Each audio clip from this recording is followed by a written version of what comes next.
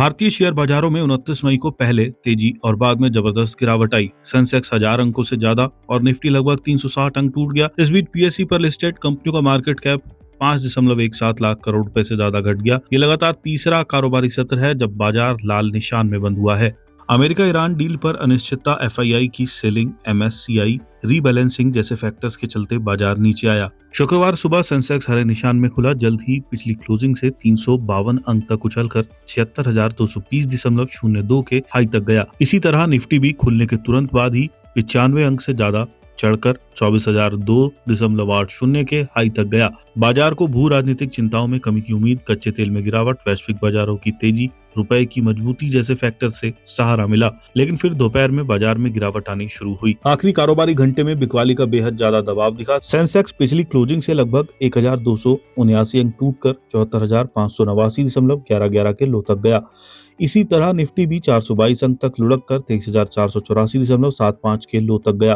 बाद में सेंसेक्स 1,092.09 अंकों की गिरावट के साथ 74,775.74 पर और निफ्टी 359.40 अंकों की गिरावट के साथ 23,547.75 पर सेटल हुआ। गुरुवार 28 मई को शेयर मार्केट बकरीद के मौके पर बंद थे। बुधवार को बाजार बंद होने पर बीएसई पर लिस्टेड कंपनियों का मार्केट कैप 4,70,15,345.9 करोड़ रुपए रहा था। शुक्रवार को मार्केट बंद होने पर यह 4,64,97,814.78 करोड़ रुपए हो गया, यानी कि 5,17,530.739 करोड़ रुपए की कमी। भू राजनीतिक मोर्चे पर ऐसी खबरें हैं कि अमेरिका और ईरान के बीच 60 दिनों के संघर्ष विराम पर समझौता फाइनल होने की कगार पर है। इस पर अमेरिकी राष्ट्रपति डोनाल्ड ट्रंप की मोहर लगना बाकी है, लेकिन ईरान के सरकारी मीडिया का कहना है कि अभी कोई डील फाइनल नहीं हुई है। ऐसे में पश्चिमी एशिया में छाए तनाव पर अनिश्चितता बरकरार है।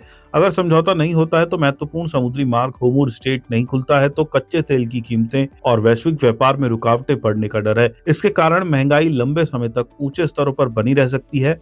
बाजार में सेलिंग के पीछे एक कारण प्रॉफिट बुकिंग को भी माना जा रहा है। मार्केट में 2 दिन बाद अच्छी तेजी देख निवेशक ऊंचे स्तरों पर बिकवाली करने लगे। इससे बाजार में दबाव बना। इसके अलावा विदेशी संस्थागत निवेशक भारतीय बाजार में सेलर बने हुए हैं। शेयर बाजार के आंकड़ों के मुताबिक उन्होंने 27 मई के पिछले कारोबारी सत्र में 1,042.70 करोड़ रुपए के शेयर बेचे। एक कारण यह भी है कि भारत मौसम विज्ञान विभाग की ओर से ऐसे संकेत मिला है कि इस साल जून से सितंबर के बीच भारत में सामान्य से कम बारिश होने का अंदेशा है। इसके अलावा इंडेक्स प्रोवाइडर एमएससीआई के मई महीने के बदलाव लागू हो गए हैं। आईआईएफएल कैपिटल के अनुसार 2020 और 2024 के बीच एमएससीआई ईएम इंडेक्स में भारत का वेटेज बढ़ा था। ये जुलाई 2024 में बढ़कर लगभग 20% हो गया था, लेकिन एमएससीआई की हालिया रीबैलेंसिंग के बाद इसे घटाकर 11.2% पर आने का अनुमान है।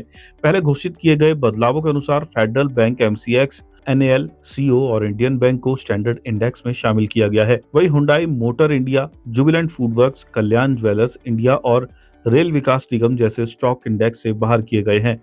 अन्य एशियाई बाजारों की बात करें तो निक्केई 225 और ताइवान वेटेड 2% से ज्यादा चढ़े हैं। जकार्ता कंपोजिट, सेट कंपोजिट और संघाई कंपोजिट लाल निशान में आए हैं। हैंगसेंग 0.7% की बढ़त में है। कॉस्पी 3% से ज्यादा चढ़ा है।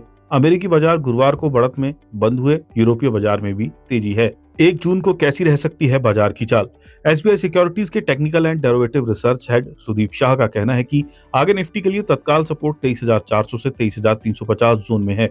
इस जोन के नीचे कोई भी गिरावट निफ्टी की कमजोरी को 23,200 तक बढ़ा सकती है, जिसके बाद शॉर्ट टर्म में ये 23,050 तक जा सकता है। दूसरी ओर निफ्टी के लिए तत्काल रेजिस्टेंस 23,750 से 23,800 जोन में है।